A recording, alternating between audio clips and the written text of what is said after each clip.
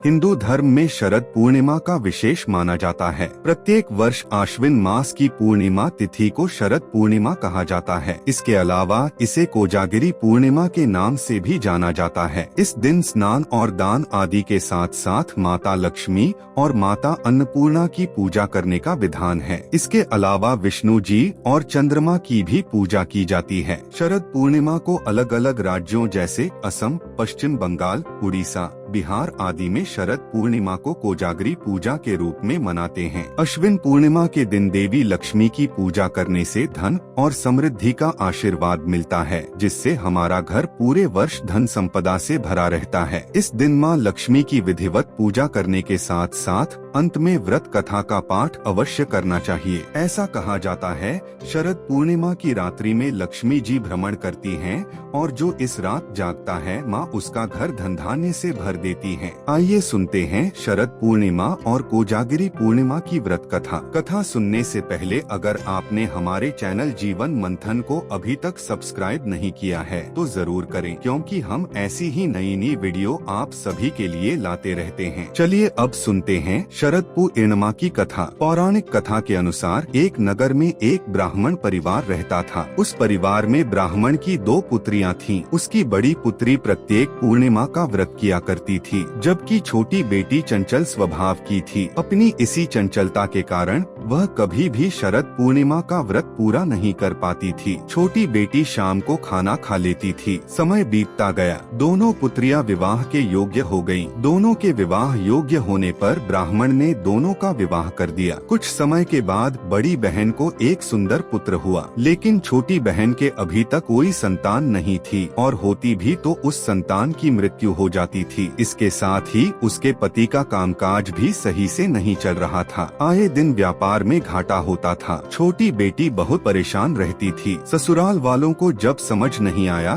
कि इस बुरे माहौल की क्या वजह है, तब उन्होंने घर में ज्योतिषी को बुलाकर पूछा कि इसकी क्या वजह है। तब ज्योतिषी बताता है कि इन सब की वजह शरद पूर्णिमा व्रत का पूरा न रखना और अधूरा छोड़ना है, जिसके कारण तुम्हारी संतान होती तो है लेकिन जीवित नहीं रहती। अगर आप शरद पूर्णिमा का व्रत पूरा करेंगी तो आपको संतान उत्पन्न होगी और वह जीवित भी रहेगी। इस बात को छोटी बहन ने अच्छे से समझ लिया। ऐसे में उसने पूर्णिमा का व्रत किया, लेकिन जब उसे संतान हुई थी तो उसकी मृत्यु हो गई। जब उसकी बड़ी बहन को इस बात का पता चलता है कि उसकी छोटी बहन की संतान हुई लेकिन उसकी मृत्यु हो गई, तो वो उसके घर उससे मिलने आती है। ऐसे में छोटी बहन ने एक पाटा में अपनी मरी संतान को रखकर कपड़े से ढक दिया और उसी के ऊपर अपनी बहन को बैठने के लिए कहा। जैसे ही बड़ी बहन उसमें बैठने को हुई तो उसका वस्त्र बच्चे को छू गया और वह तुरंत ही रोने लगा। तब बड़ी बहन ने छोटी बहन से कहा